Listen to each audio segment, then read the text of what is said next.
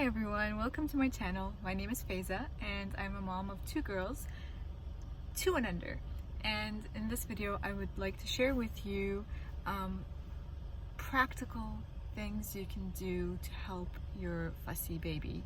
And by fussy, I don't just mean colicky, although that is definitely on that list, but also a baby who's just not really happy in their own skin, a baby who really wakes up easily, is startled easily, a baby who doesn't smile at you very much, and a baby who keeps you awake at night.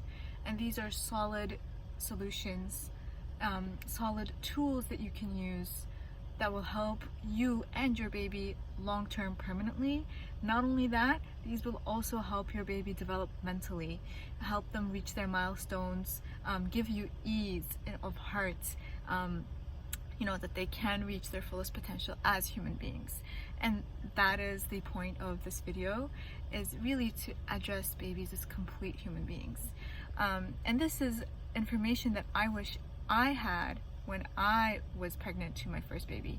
And so these recommendations, they go beyond just gas drops, gripe water, or sound machine, or rocking the baby, with the swings and all that.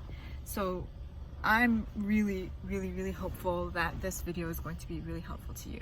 Okay, so the first thing that I would recommend for your baby is bringing her or him to a craniosacral therapist. Okay, and craniosacral therapists, you can find them all over the world, and I'll put the link below as to where you can find them. You have to go to iahp.com or craniosacraltherapy.org to find someone near you by putting in like your city or your postal code. And so craniosacral therapists, what they do is they address the misalignments that happen in the body of a baby, either due to prenatal stress, because as you guys might know, recent research has shown that stress and emotional trauma actually impacts our physiology in a negative way. And so craniosacral therapists help release that trauma, that stress, physiologically from the body, and that is done through light touch therapy, because it's light touch because it works at the fascia level, which is like just under the skin. So if you touch harder, then you're addressing the muscles. Light touch addresses the fascia, and so when you release the fascia, your body is able to start healing itself. So if you craniosacral therapy is highly recommended for babies. There's a study conducted of 58 colicky babies, and after bringing the baby to just three craniosacral therapy sessions, I think it was 3, and the crying and the crying and the sleep were significantly improved. So it was significantly significant. Sorry. The results were statistically significant. Yes, that's the word I was looking for. The children, the babies who received craniosacral therapy treatments actually cried less by about 3 hours and slept better. So craniosacral therapy is very important. Bring your baby to a craniosacral therapist. I promise you it'll help. It'll also help with other issues like torticollis, like tongue ties, and breastfeeding problems. Also other things like jaundice, things like that. So and if you do not have access to a craniosacral therapist, the other thing that I would recommend, so if you look online and you don't find anyone near you, the next thing that I would probably recommend is a Webster certified chiropractor. And so Webster certified chiropractors, they are trained to work with babies, children, and pregnant women. So I'll also link that below, and that they can also help you with the adjustments of the body as well. But it'll just be easier and better if you go to a craniosacral therapist. All right, so that's my first recommendation. The second recommendation that I have for you is to do birth simulating massage to your baby. And so by that, what I mean is, you start from the outer limbs, which are like the hands and the feet, and you work your way inward, but you massage your way outward. I can also link to a video about how to do trauma massage. So, and that's really what it is you massage areas in the body where the baby may have had birth trauma.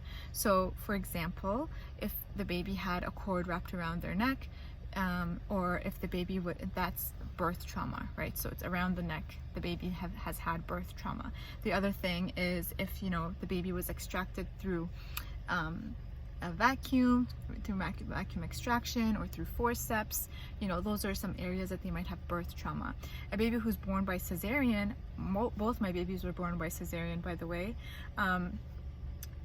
would probably have trauma all over the body, right? Because it's a complete invasion of their space. So that's pretty traumatic for them.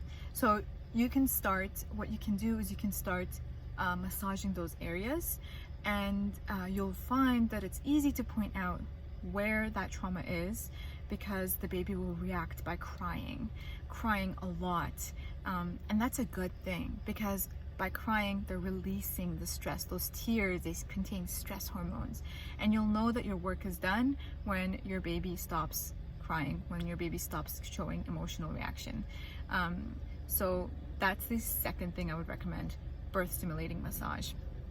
The third thing that I would recommend is to bring your child to a lactation consultant. Really, this is so important. Make sure they're international board certified lactation consultant, and if they are, then they will help you, whether you breastfeed or bottle feed. They will help you with the challenges of feeding.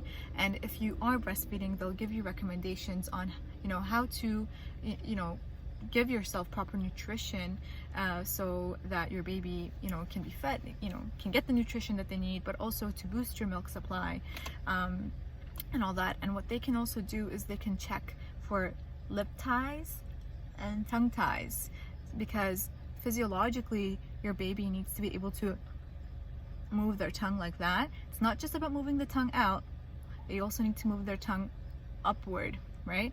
And they also need to be able to fling their lip out when they're breastfeeding. So if you bring your baby to a lactation consultant, they can help you with all those challenges, and give recommendations to you and give you hands-on support.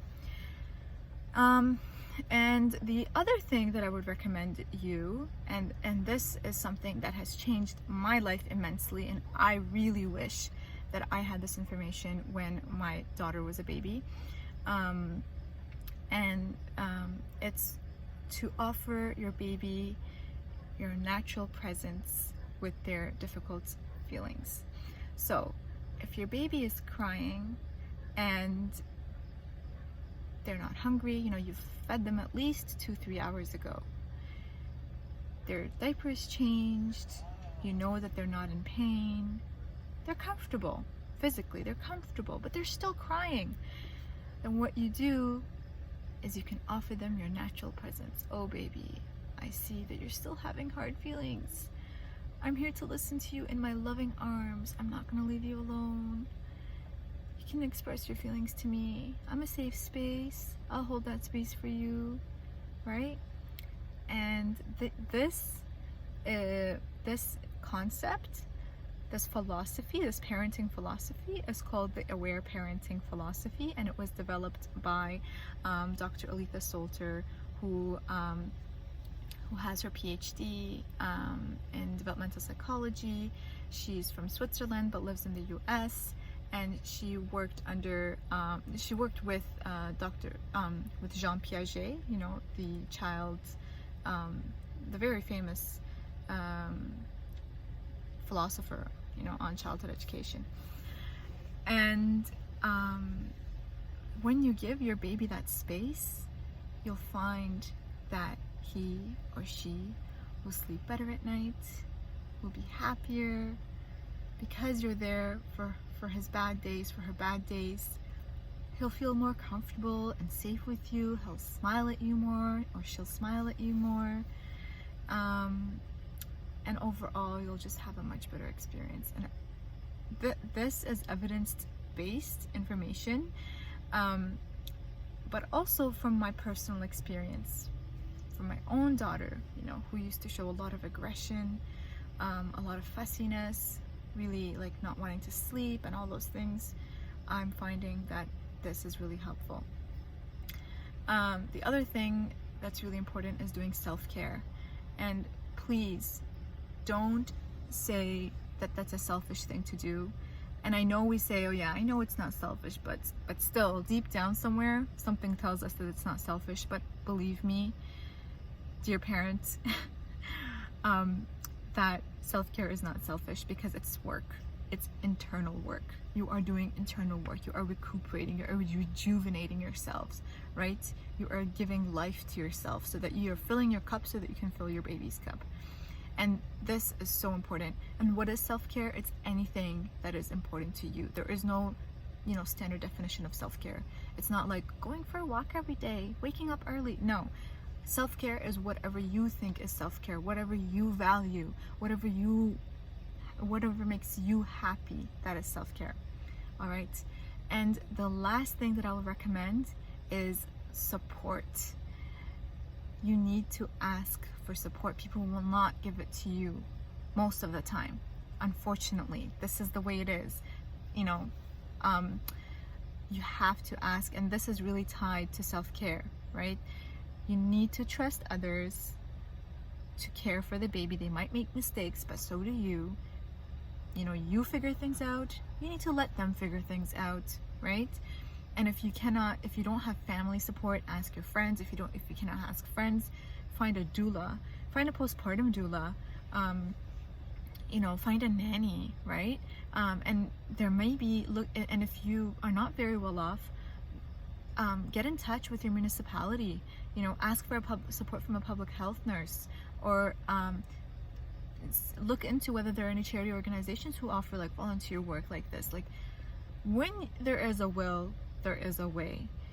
You can find a way, but first you need to want it. And when you want it, you will have will for it, and you will, you know, that will open doors for you. So these are my recommendations. And if you have any questions, please let me know. I'd be happy to go into more depth about all of these specific suggestions that I offered you. And if you are curious to know more about them or about my experiences about them, but that's what I'm offering you for now. And good luck. Your babies love you. Your baby loves you, and I know you love your baby, of course. And I promise you, these methods will help you with your difficult baby. Good luck. Bye.